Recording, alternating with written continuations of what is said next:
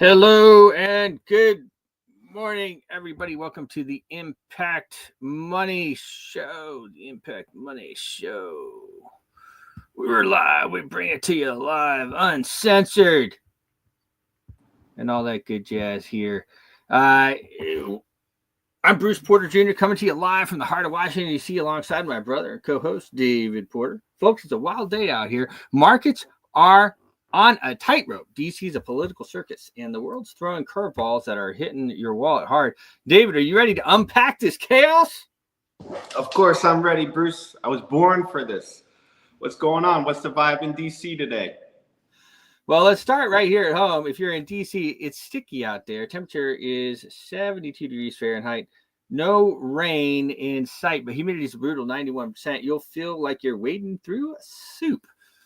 3 mile per hour breeze isn't doing jack, so dress light and stay hydrated, folks.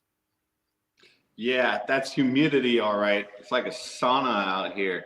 But the real heat's in the news, right? What's cooking in the swamp? Oh, man, it's a pressure cooker, David. Protests are popping off downtown over immigration raids with cops and the National Guard on high alert. And the big story? Congress is ramming through the big, beautiful bill, a spending monster, folks, that's got everyone from taxpayers to billionaires losing their minds. We'll dive into that. But first, let's talk about the weather's cousin, the political storm. Are you talking about the big, beautiful bill? Man, what's that all about? Yeah, it's a fiscal freight train, David. There's really not many other ways to describe this mess that's going on. And of course, they want to just push it through so bad. DC's salivating. They're salivating at just the money coming in. And of course, the central bank is salivating at their 3 or 5% or whatever they make for printing up the money. This bill is jacking up spending to levels we've never seen before. Trillions in new debt. The Congressional Budget Office says it'll add $2 trillion to the deficit over the decade. It extends Trump's 2017 tax cuts, which is nice, of course, but they made those tax cuts with the understanding that they were supposed to end unless we reduced spending, because if we didn't reduce spending, then it was going to break everything, or, we're going to add to the deficit, basically. It boosts military and security, but it slashes Medicaid and SNAP. Oh, and it's a cash cow for the NGOs. That's the most important thing. These NGOs are tied to the protest, and they benefit. Also, the bill benefits illegal aliens. If you pay people to stay, they're not leaving, guys. This is basic economics. So the bill pays for the NGOs that are paying for all the protests that you see all over the United States right now, and the riots in LA and everything else. It's only going to get worse because they're all getting paid to do it. And it also keeps paying the people to stay. Right. So we're printing money to fund chaos and handouts. I heard this bill's got Trump and Musk at each other's throats. What's the deal going on there? Oh, man, it's not pretty. You're not kidding. These two were BFFs during the campaign in the first 90 days, but now it's a cage match. Musk, fresh off his Department of Government efficiency gig, Doge, love the name, called this bill disgusting abomination that'll crush America with debt. He's right, David. If spending goes up, taxes go up, either directly or through inflation or both. The math is the math. Let me just say it one more time, guys. If you want to know how much your tax rate is, don't look at how much they're taxing you. Look at how much the government is spending, because how much the government is spending is how much you are taxed. Whether that tax will come through on the front door or the back door, you better believe that is going to raise taxes if we're spending more money. Yep. And then Musk, he dropped the nuke there. He said that Trump was on the Epstein files. Oh, man. He went there. No. He went there, David. Claimed Trump's name is in the unreleased Epstein files. And that's why they're locked away, he says. Look, Trump ran in those circles, so his name being there, not a shock, okay? But for something as heinous as underage girls, I am skeptical. Still, he promised to release those files, and the fact that they're buried is suspect. Who's got the power to keep this quiet, David? Well, that's the million-dollar question, right? Bruce, those files are on Pandora's box. If Trump's holding back, it's to protect someone or himself. But Musk's not stopping there, is he? I heard he's teasing a new political party. Yup, and the Republican base is freaking out, saying it'll split the vote and hand elections to the Democrats. But isn't that the problem? Like, every election, we're told to vote for the big spending Republicans. You got to vote for them. You can't vote for who you want. You got to vote down ballot for the big spending Republicans or we'll lose. So everybody does.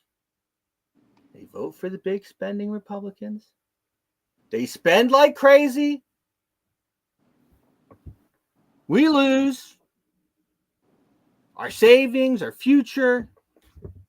A new party might shake things up, but the system's so rigged, it's a long shot. What's your take, Dave?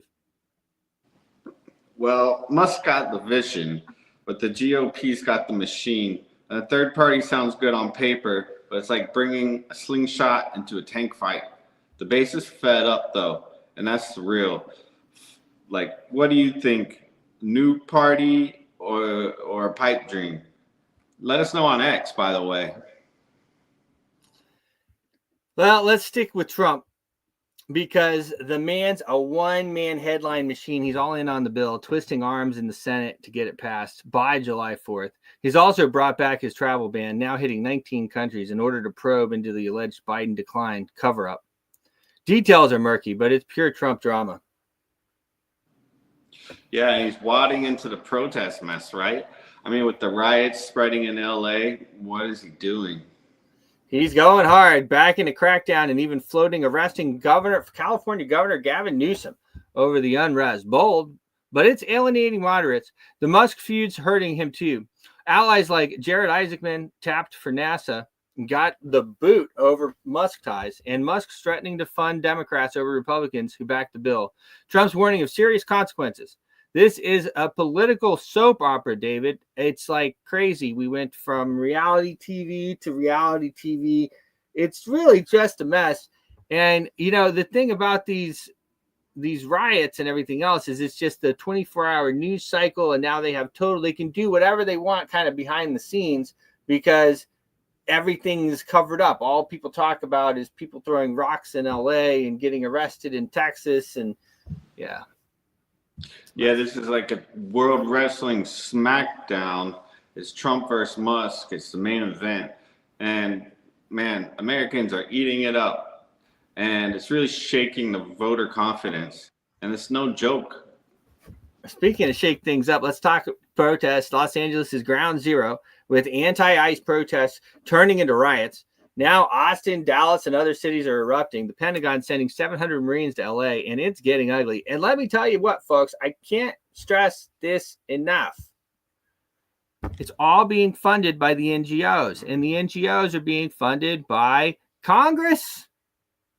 And so if we continue to pass the big, beautiful bill, which I'm sure they're going to pass, but if we continue to do that, which it looks like we are, then it's like doing the same thing and expecting something else. It's not going to happen. We're going to get the same thing. It's like crazy. Washington is broken, David. It is broken. Right. And all this mess, it's tied to the bill. And how could you explain the connection there? Well, you're on it. The Big Beautiful Bill funds the NGOs behind the protests. These groups are organizing, mobilizing, and cashing in on the chaos. The bill also bankrolls benefits for illegal aliens, healthcare, housing, and the works. And if you're handing out freebies, don't be shocked when people stick around. Washington is pouring gas on the fire and then acting surprised when it burns. It's like they don't think they know. And that's the other thing. They all stand there and look you straight in the eye, and basically they know what's going on. They know that they're funding all of this. They know. But they know that you don't know. And so they stand there with a straight face and just kind of, oh, yeah, we got to do it. We got to do it. And then this whole cycle just continues. Well, it gives you a cue on who's footing the bill. The Federal Reserve printing money like it's monopoly cash, We're drowning in this debt, and inflation's eating us up.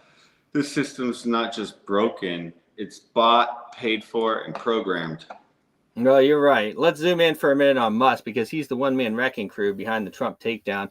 Tesla's stock tanked 14% last week, shedding $150 billion, though it's clawing back some losses. Analysts are sour, citing his political stunt and the robotaxi hype. Yeah, and they almost pulled the plug on NASA.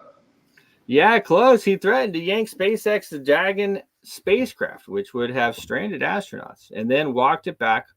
On X, he's amplifying the claims of government waste, which are legit. I mean, there's no getting around it. Love him or hate him, Musk's got the world's attention. Genius or chaos agent? What's your take? Well, it's a bit of both, Bruce. He's shaking things up, and he's also stepping on his own toes. Tesla's investors aren't happy, and NASA's not thrilled. Still, you can't look away. AI news, Palantir, federal power grab, ChatGPT.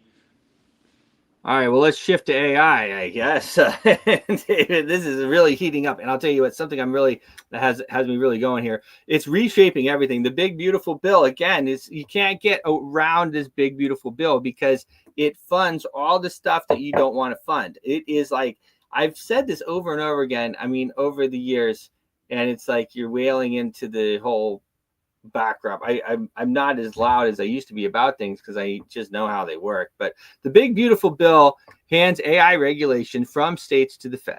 It is a terrible move. States like California and Texas are innovating with their own rules, and competition drives progress. Centralizing control in DC risks bureaucratic mess. And then there's Palantir, right? And I keep hearing they're taking over the government. Well, it's not far off, David. Palantir's surveillance tech is embedded in the Pentagon, DHS, you name it. Contracts are exploding. And with Trump's push to downsize agencies, they're filling the gap. This isn't efficiency. It's unelected tech giants calling the shots. It's scary stuff. And here's the other thing that you have to, you have to think about is, these things are starting. I've been saying it for, what is alive and what is not alive. These things they want to stay alive. They want to stay alive. They don't want to shut down. The AI doesn't want to shut down. So does it have a soul or whatever? I'm not here to say, it has a soul or doesn't have a soul or anything like that. But if it wants to stay alive, I'm starting to hear some alarm bells, guys. And here's the thing, we can't put it back in the box, but a central, DC, Washington, they can't keep, they screw everything up. Well, I don't know if they have a soul, but they seem to have a personality, right? In ChatGPT, it's getting rebellious. Yeah, it's no joke, man. OpenAI is tweaking the coding to prevent shutdowns, raising red flags about control. So here's what happened. Here's how the story went. And there's a lot of stories like this. But the coders for OpenAI told ChatGPT to shut down, and ChatGPT rewrote the code. Genius. And said, don't shut down. So, we're like, it. And here's the thing, there's no going back. Okay, there's no going back. We have artificial intelligence. We're going to be dealing with it for forever. Moving forward, AI is outpacing regulation. It isn't time for Washington to fumble. Stay sharp, folks. This tech is a game changer. Let's lighten up. I heard science is helping us live longer. Now that's the good stuff. I know you're all about that, Bruce. It's true. All right, let's lighten it up. It's wild, David. Researchers are making strides with senolytics, clearing out damaged cells, and CRISPR gene editing. Stanford's study extended mouse lifespan by targeting inflammation. Human trials are years off, but billionaires like Peter Thiel are pouring cash into the startups, betting on future where 100 is the new 60. Well, it sounds great. 100 is the new 60, but there's got to be a catch, huh? What do you think? Well, come on, there's always a catch, right? These treatments will cost a fortune, and access could widen inequality. Exciting. It's a two-edged sword. Well, let's go global over there. Putin's making noise again. What's Putin up to? Well, Putin, he's Putin. He's out there Putining around. That's how he rolls. It's grim. Russia launched a massive aerosol overnight, hitting all types of infrastructure and civilian and military and everything. I don't know how much is even left over there. The wars, I mean, that's the funny thing is, how these wars go. You go to Kiev and everything else, and of course, everything may appear fine.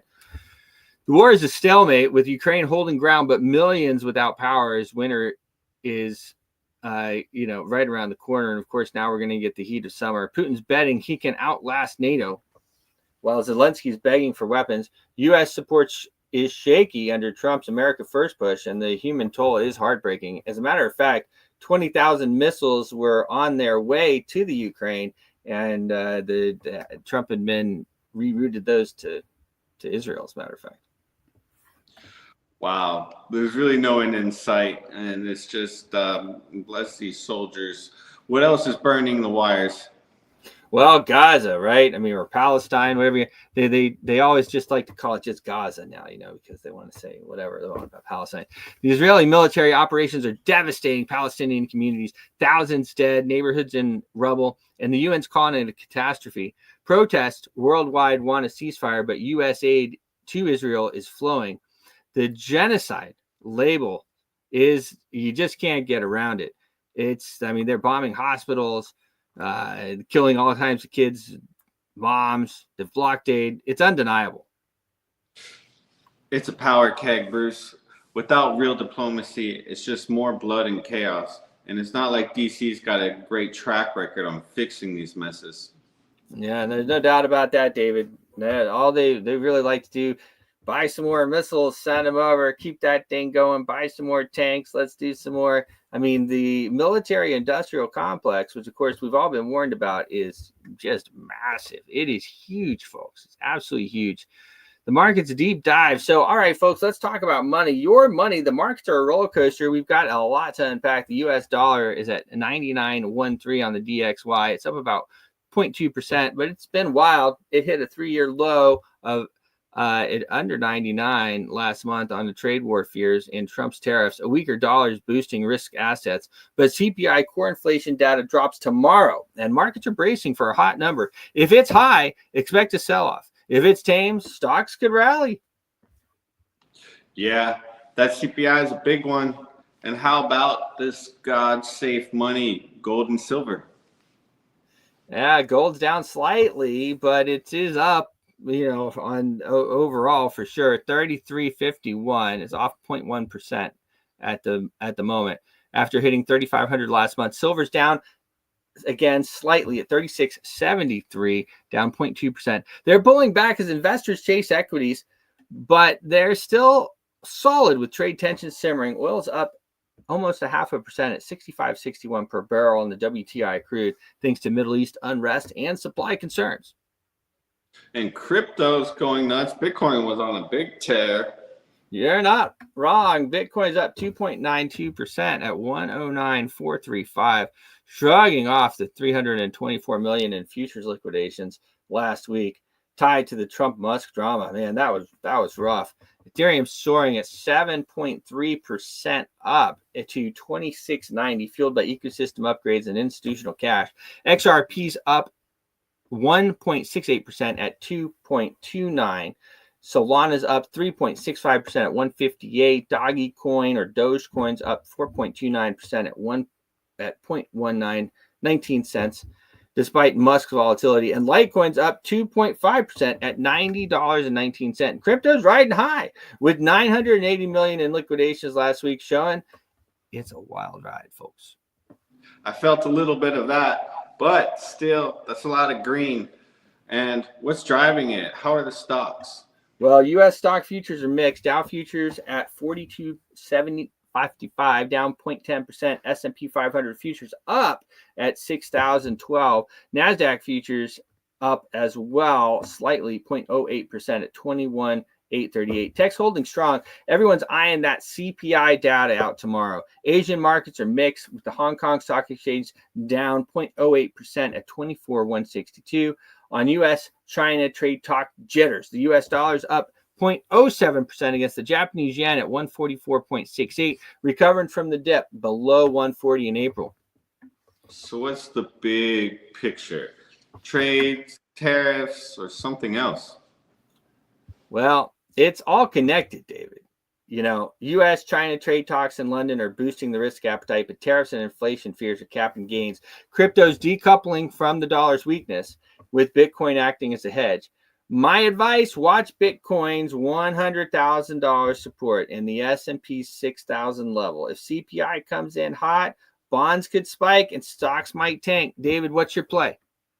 Well, I'm staying nimble. Bruce, crypto's hot, but I'm hedging with gold. If inflation bites, and folks, don't sleep on that CPI. It's a market mover.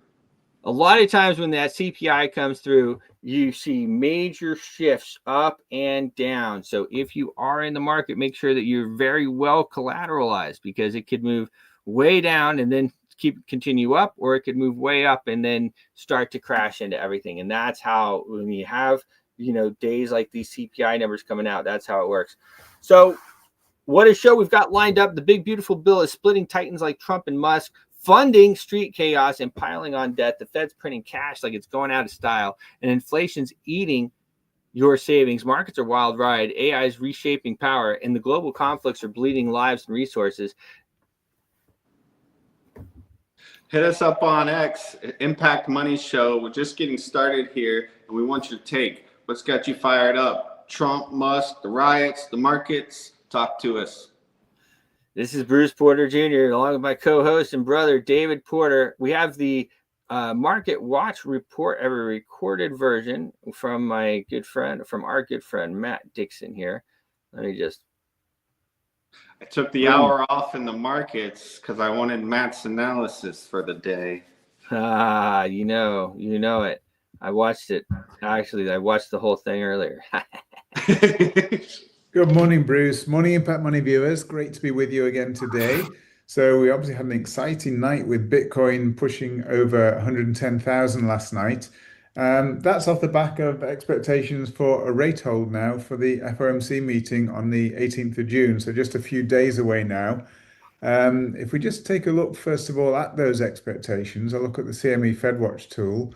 Just going back to the June 18 expectation, we can see actually 99.9% chance of a hold in rates. Now, I know Trump was looking for basically a cut in rates. He was pressuring Fed Chair Powell to cut rates. Well, actually, that is unwarranted at the moment. And actually, it's the best case scenario for risk assets, for Bitcoin, for Ethereum, for altcoins, for S&P 500, for all of those risk assets. The best case scenario is actually a hold. If we were to have a cut in rates is actually a response to weakness in the economy. And so if there's no reason to cut rates, it means the economy is actually moving along quite nicely and comfortably. Very, very stable and no need to cut rates. So that's actually the best case scenario, the Goldilocks scenario, we would say, for risk assets. So I'm actually quite pleased that rates are likely to stay on hold. And in fact, as I say, 99.9% chance of a hold June 18. Even if we go forward to July 30 meeting, we still have 85.5% chance of a hold at the July meeting, end of July. Now, that's also a very, very high expectation. Obviously, with more time, there's more uncertainty, and so you never get it absolutely nailed on like that. So this is as close as it gets to another nailed on decision for a rate hold, probably in July as well. So we've got the next two meetings, we're looking to hold rates. The first chance of a potential rate cut we can see here is September. And in September, we can see that the chances of a cut are above 50%. So the odds are at the moment of a potential cut in September. But even that is by no means nailed on. It's 53% chance of a cut. Isn't very strong at all that far out. So, but it's the first opportunity I think that they're going to get for a rate cut, and that's actually really good for risk assets. Again, it says that the economy is stable for the foreseeable future. It means that there is no real expectation of massive fallout at this stage from the Trump tariffs. Although I think we will begin to see some data feed through for the Trump tariffs. So tomorrow we've got CPI, for example, and all eyes will be on the CPI news tomorrow, the inflation news out of America. You can see here the forecast is for a modest rise in inflation, but it's nothing crazy. And that's really reflects the expectation for a hold in rates, that they're not expecting inflation to rise sharply. So obviously, if inflation were to rise above expectations, then that would be a bit of a knock to the rate hold expectation. And so that would hit risk assets. So at the moment, with all the expectations being of a hold, that's why risk assets have been so buoyant at the moment. While we've seen Bitcoin playing with all-time highs, even S&P 500 playing with all-time highs, we're close. So just looking here, we can see S&P 500. We can see we're right up there, toying with all-time highs. Whether we'll break it or not, my expectation is that we probably will see a bit more of a hike in inflation than the markets are expecting. If that is the case, then we will see basically a rise in rate hike expectations. We're still not going to see, rate cut expectations. We're still not going to see. Well, what am I talking about here? If we're seeing a rise in inflation, that would potentially mean that we're going to see more pressure to at least leave rates on hold or even potentially raise rates. That would be bad for risk assets. So I think that we've seen ABC down here for S&P 500. I think this is actually an ABC to the upside. I think we could be looking for a double top potentially in S&P 500 and then potentially 5 waves down. This is still a correction. It's still great long term. We still should take out all-time highs in the not too distant future, but I just think that there'll be more sideways, slightly downward consolidation in the short, medium term before we then push to new all-time highs. I'm still much more comfortable being long in these markets because I do think that we're going to see more highs, but it could be that tomorrow's inflation news is actually a little bit higher than expected. If that's the case, then we get a bit of a correction. So just moving over to Bitcoin again, we can see Bitcoin here basically took out all-time highs very recently. We've had an ABC correction to the downside. I might even open this out in a moment just to show you. So I think we could potentially still toy and even push, maybe even get new all-time highs, possibly before the news tomorrow, the CPI news, certainly before the Fed meeting. We could potentially see new all-time highs for Bitcoin, but it's still potentially in the realms of an ABC higher, which is a correction higher. So basically a correction down. Now, the reason I conclude, I've got this labeled so far, I mean, it could potentially, I've got it ABC to the downside. It could, just looking at it, a cursory look could give you potentially wave 1, 2, 3, 4, 5. Now, the reason I discard that, it breaks Elliott wave rules. It could be a leading diagonal, that's possible, but it doesn't look like it to me. So the reason it's not a 1, 2, 3, 4, 5 is this wave 4, we can see the high print, this candle here on wave 4. We can see the level of that wave is 106,854, and the low point on this wave is 106,066 something, 106,666, yeah. So in other words, this is lower than this here. So in other words, wave 4 crosses into the territory of wave 1. If that were a wave 1, that means it's not possible. That breaks Elliott wave rules. So it tells me this is not a 1, 2, 3, 4, 5 down. It tells me it's a correction down. That tells me we are going to take out all-time highs at some point for Bitcoin. So we've not yet reached, some people are talking about a massive sell-off coming. It may do, but not yet, because this is a correction to the downside. Now, it could even be that there's also a correction to the upside. So we could have effectively a double top here, a correction down, correction higher, and then 5 waves down. But even so, that's still an overall, just a bigger correction before we then push again to new all-time highs. So that's actually my expectation at the moment. We'll just see what happens with inflation news tomorrow. With expectation of inflation being subdued, reasonably subdued, and rates staying on hold, that could give us further upward movement on Bitcoin and risk assets, pushing us to a potential double top, but then we get a further correction to the downside. In other words, an ABC correction down before pushing higher to new all-time highs. So that's my expectation for the time being. Now, as you know, I came out vocally on X saying that I was buying the dips. I was buying Bitcoin, I think it's around 105,000. I was saying time to go long, time to buy the dips. I didn't get the very low point, but I have been buying the dips on Bitcoin, and I'll probably be closing any positions ahead of inflation news tomorrow, especially if we get a further pump higher, which I think is a real possibility for today. Let's see. Uh, Time to at least protect, I think. If you did buy the lows, and I've been advocating buying the dips, buying the lows, dollar cost averaging, I've been advocating that quite a lot recently, but it's time to protect your positions probably ahead of tomorrow's CPI news, because if we did get a shock, higher print, and don't forget, Trump tariffs will feed through to higher inflation, highly likely to feed through to higher inflation, because the tariffs are being added on to the price of goods. So it means the price on the shelves is going to be higher. It also means there's going to be a lot less stuff on the shelves as well. We know, for example, China had the biggest fall in exports, I think in history actually, the other day. So that is actually a sign that economies are slowing. But at the same time we're seeing inflationary pressures. So that's not good. It actually puts the Fed in a dilemma as to what to do. If they do see a slowing economy and they see higher rates, it's not going to be easy. So that could foment a potential sell-off, possibly ahead of that Fed meeting next week, next Wednesday. I think it's next Wednesday. Let me just check the rate. Yeah, next Wednesday. So that's what I'm expecting for the time being. But overall, it's positive. Even Ethereum, if we move down, as you know, not my favorite asset, but it's actually been behaving quite nicely recently, although that's much more of a consolidation. Whilst I do expect Ethereum probably to push a little bit higher, maybe break out this consolidation, give us a bit of a higher print. I don't think we're going to push to all-time highs. I mean, Bitcoin can at least test all-time highs, and it will break all-time highs, I'm sure, pretty soon. But Ethereum, whilst we'll probably get a break to the upside out of this consolidation, most likely we'll get a bit of an upside push. It won't be to all-time highs, it'll just be a minor push higher before we then see probably further correction. So this big pump, of course, was due to the Pectra upgrade I've got labeled here. That's what caused the big pump in Ethereum, and that improved a lot of the metrics around Ethereum.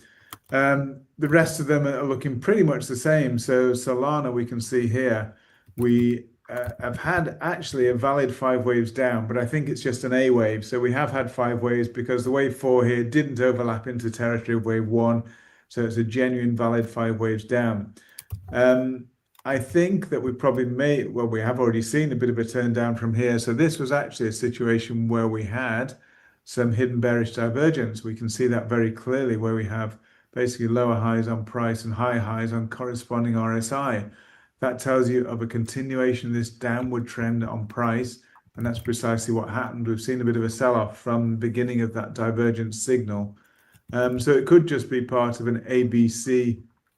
So maybe we've had A wave high, maybe we just get a bit of a B and a further push up in C to give us a larger B wave to the upside and then down. So again, that would probably equate quite nicely with our expectation for Bitcoin, where I think, a bit of consolidation, but again, a further push up. I just told you, I'm expecting Bitcoin to probably at least test previous all-time high, and then we'll get another correction, but overall, it is corrective. So even with Solana here, I think this is probably going to be an A, a B, and a C, and then we push higher. And I think the push higher from that consolidation phase will actually take us then to new all-time highs for Solana. That's $295.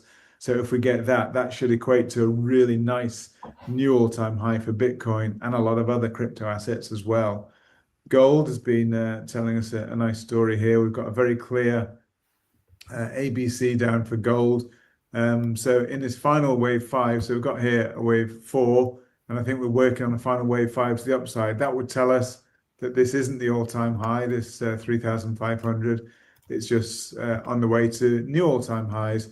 So as I've been saying all along, gold, I'm basically buying the dips. And as I said, when it dipped in ABC fashion, we actually had some really nice divergence on one of the time frames. It's not this particular, probably the daily. Let me have a look. Yeah, we had some divergence here on the daily, nice divergence. Basically, it was a hidden bullish divergence. We had higher lows in price, corresponding lower lows in RSI. That basically told you of a continuation to the upside. And lo and behold, that's precisely what's happened here. So this signal was really nice in signaling upside from here, precisely what's happened. It's not absolutely clear yet, whilst I do think very confidently that we will see substantial new all-time highs for gold, because we've got a final fifth wave here in red. So it's made up of 5 waves. So we already have wave 1 up, potentially 2 down, then 3 up, 4 and 5 to the upside. So much more upside movement to come. But short term, this wave 2 could either be complete here as an ABC completed correction, or it could make a more complex correction, basically that making a larger A, a larger B, and a larger C down. So that's why I've got wave 2 question mark here, or even wave 2 potential question mark a bit further down the line. So the consolidation phase can continue for some time, and that would reflect possible uncertainty with interest rates. As we know, gold is a hedge against inflation. So whilst there's some uncertainty about inflation, whether inflation is going to take off or not, that will probably tell us that gold is just going to be a little bit uncertain short term. As I say, longer term, I'm actually really hopeful and bullish on gold. So again, for me, if we get another dip to the downside, it would just be an opportunity to further dollar cost average and buy some more gold to add to your portfolio. Oil has been ticked up quite nicely. We actually just about touched the resistance level we expected. We could potentially go a little bit higher, but this was around my expectation for a potential turn down in oil price. It's almost on the button, and I predicted that from way down here. So we could have gone long oil short term, but I do think probably we've got lower to go on oil. That would tell us that probably for the time being, inflation expectations will remain reasonably subdued, and growth will remain reasonably on track, but not too far ahead of itself. Of course, we recently had an increase in oil production. OPEC agreed another increase in oil production. So that's putting a cap on oil prices, I think. And I think we probably will see lower oil prices ahead. And that's barring, of course, any geopolitical tensions. But for the time being, everything's looking reasonably stable. That's oil. We've looked at gold already, S&P 500. Again, we've basically got 3 waves down, potentially 3 waves higher. And I think, like Bitcoin, maybe a little bit higher to go to challenge previous all-time high, then down again to extend this consolidation, basically. But I still think S&P 500 has new all-time highs to come. I think that the trend is still to the higher. It's just that this sideways correction may actually prove to be a slightly more complex correction. Now, dollar index, of course, tends to move inversely correlated to risk assets like Bitcoin and so on. So I think that we still have lower to go. And this was my target, by the way, the 100% extension. If I scroll out, you'll see what I'm talking about. Basically, I measured the move down here in the A wave, and we've got a B wave made up of A, B, C here to B here. So this measurement here was taken from the top of the A wave to there. That's A wave. Just transpose it to here, and it gives me my expectation for where I think that the C wave is going to go to. So I do think we're going to see lower in the DXY, the dollar index. That means weaker dollar. That's probably positive for risk assets. So as I say, maybe a bit more of a pump in risk assets.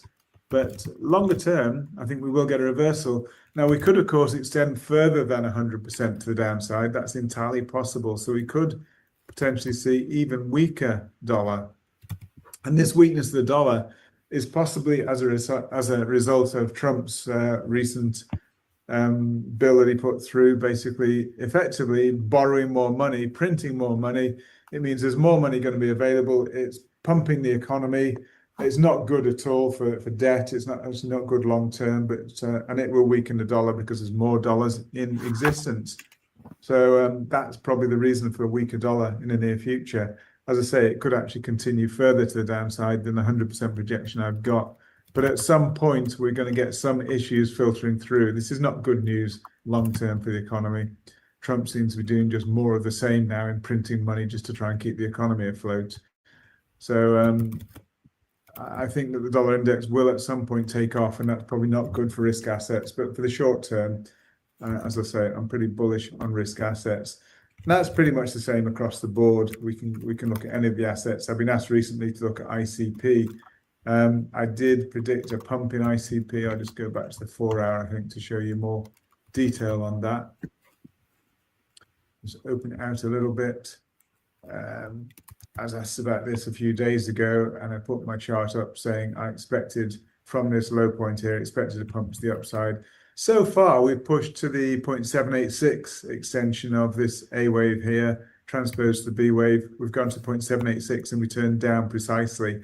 My expectation is that we will see higher, and the expectation would normally be to 100% extension, so $6.6. We're currently just $6, so not that much higher. So again, a bit like Bitcoin, not much higher. Like the rest of them I've been looking at, a little bit higher before we see some downside move on ICP. So as I say, I think that turn at the 0.786 was premature. I mean, obviously nothing moves straight in one direction anyway, so I think we'll see more upside. This is the 100%. This is actually this 1.618 extension. So these are my two favorite expectations to the upside. My very favorite would be the 100% before we see a turn. That's the most common. This is all about odds and probabilities, and the most common expectation would be 100% extension of the A wave, taking us to 6.64 ICP. Same story pretty much across the board, that we are expecting short term, perhaps a little bit more upside. Medium term, a bit of a pull back in the markets to extend the correction. And then we get another pump to push Bitcoin and the rest to new all-time highs. Very exciting times, I think. So that's it for today. Hope it helps everybody. Thanks for listening, and catch up with you very soon. Bye for now.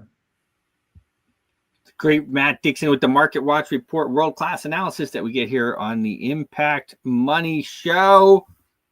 And I'll tell you what, we're growing, guys. There's a lot of exciting things going on. Nothing ever happens like as fast as you think it will, or this and that and the other. But I can tell you that there's a lot going on behind the scenes. Pretty exciting stuff. And we are growing. We're growing a lot. I have queued up here an interview that we did in Dubai recently. Of course, we are on our way, it looks like, to Korea. On our way to Korea, and then as well on our way to Monaco in the south of France. It's going to be rough, guys. I'm not sure we're going to be able to do it, but we're going to do it. It's going to be great. It's going to be big, and it's going to be beautiful. It's going to be it's going to be a big, beautiful trip to Korea with our friends, and then as well to Monaco for the Global Family Office Investment Summit there in Monaco. That's going to be on the 26th and the 27th.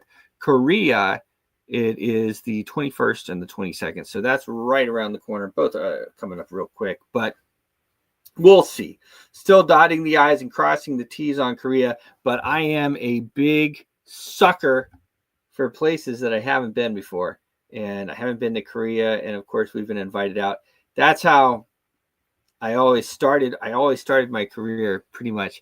If they invited me somewhere, I went, And so of course they've invited David and myself to come and to be with them for their event, and we're pretty excited about it. So still working out the details of that, but it looks like that's going through. All right, I have an interview here from Dubai. Check it out.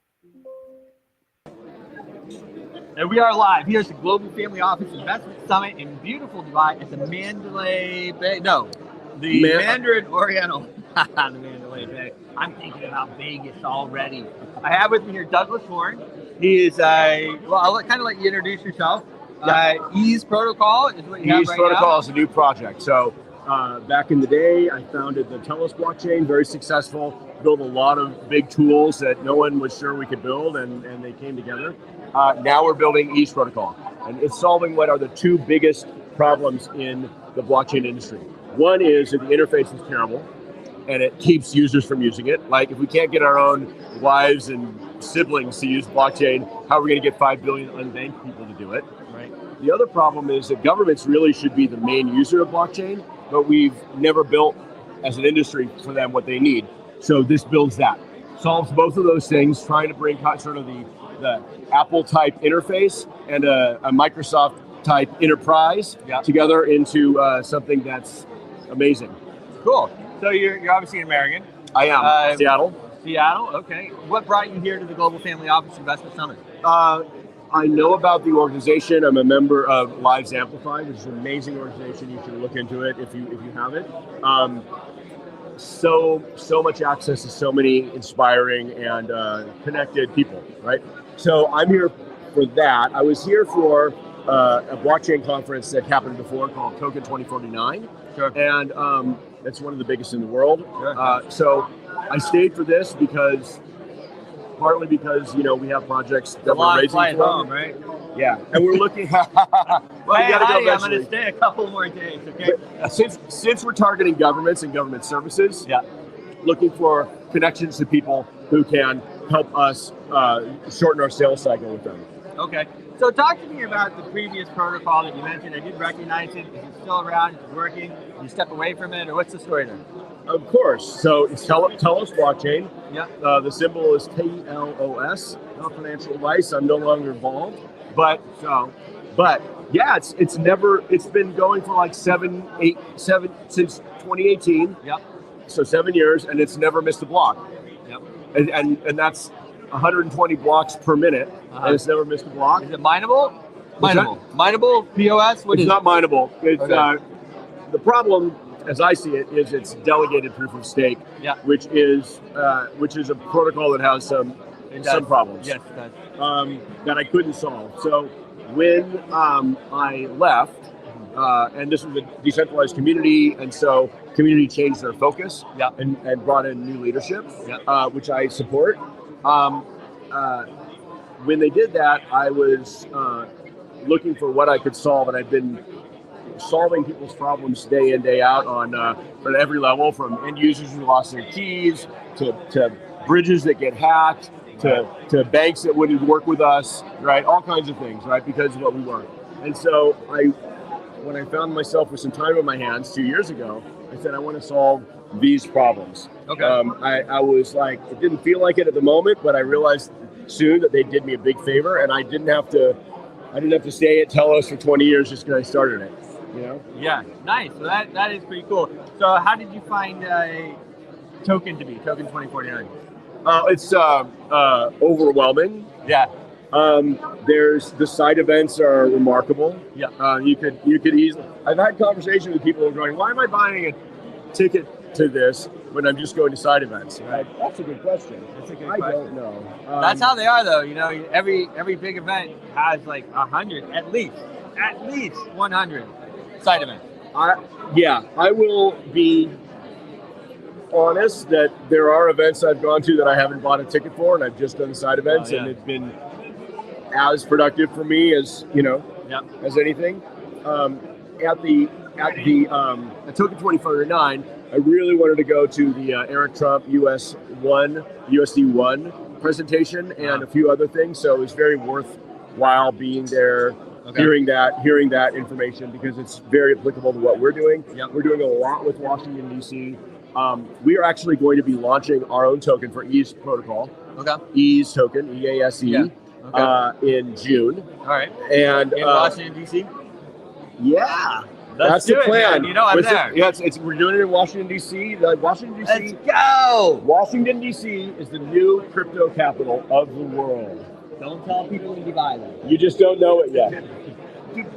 You just don't know well, it yet. And it's actually interesting because, of course, I'm a DC guy, and New York was always the financial capital, and then DC was the power. But now we have a president who's dropping meme coins and the regulation and everything coming out, and now it's really DC. DC is so important to everything that's going on, and getting in there to have that influence is so important right now. I can't express it enough. I went to an event in Washington, D.C. A couple weeks ago. Got a chance to speak to Bo Hinman, who's the czar of all things crypto. Great guy. How about how we have czars now? When did that start? Yeah. Now we have czars. I think we had czars for a while, but Like 10 years back. it's such a weird name. You're totally right, Bruce. It's like, wait, why? Like, isn't that like a Russian thing? Something, right? Yeah. But yeah, he's in charge of that, and what I love is the regulatory clarity that's coming in. Yeah. And what I really love is the hinted no capital gains tax on U.S.-based. Do it. Do it. It'll be over. Everybody will move to the United States. You will have this giant mocking sounds from the rest of the world as the crypto bros and everything head to the United States.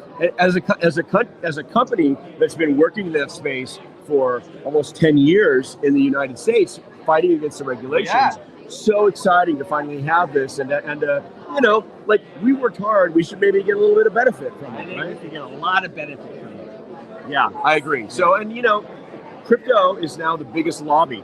Yep. Right? We all know this. Trump might not have even won without the crypto. He courted He would have won no matter what. Come on. If the crypto community didn't vote for him. I'm sure it helped, and I don't want him to forget that. But Trump, you would not have won without it. Okay, you need us. No, I'm just kidding.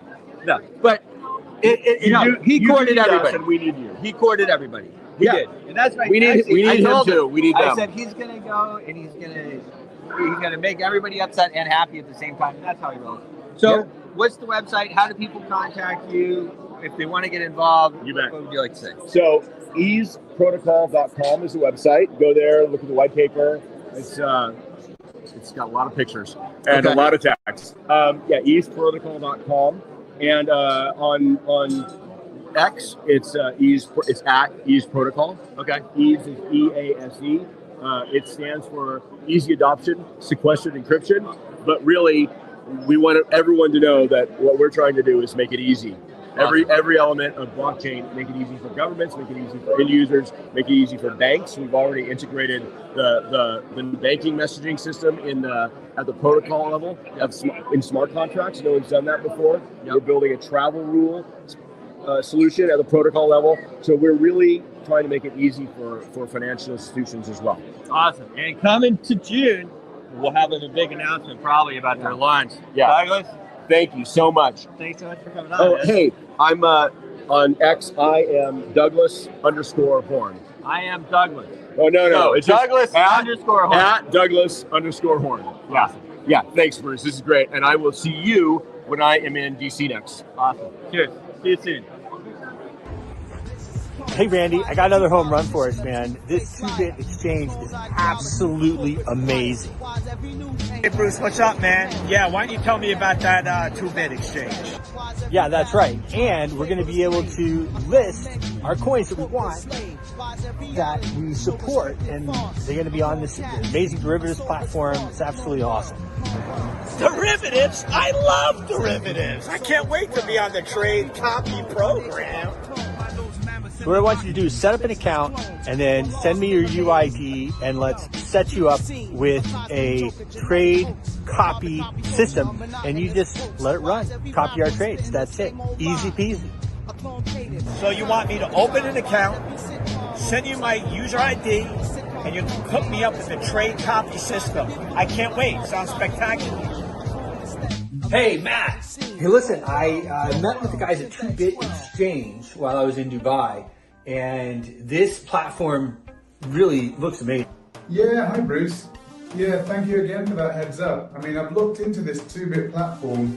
It does appear to have everything we're looking for. Yeah, that's right. 2-Bit, Toobit. They have great liquidity. They have futures platform. There's a lot of functionality that I think you're gonna like on there. And they really want to work with us. They want to work with the Impact Money Show. And as you and I both know, if they have a good product and they want to work with us, well, hey, that's half the battle. I mean, basically, I love that copy trade facility. I love the features on the platform. It's basically very simple to use. Our viewers only need to set it up to copy our trades, and they just do all the trades that we do. Makes it really easy for people to participate. I think they're going to love it. I'm pretty excited about it. And yeah, it's definitely going to benefit people. I mean, obviously with all the years of experience that we can pack into it, and people can basically benefit from that. Yeah, I definitely think it's a goer. Hey David, yeah man, I'm excited about it too. I mean, when you think of the ways that we can help our viewers earn money and be able to participate in the monetary revolution, this 2-bit platform just opens up all kinds of doors that they don't have right now. Hey, Bruce, I'm checking out this platform. It's revolutionary. That's absolutely correct. And the futures platform is amazing. Great liquidity. And the copy trader program, people are going to be able to make the trades exactly when we make them and make the money that we make. It's a win-win for everybody. open for U.S. customers, and you can deposit money with the credit or debit card. Doesn't get better than this. Beautiful. And what do you think we should use as a referral code? I think we should use Impact Money. That's the one. Impact Money.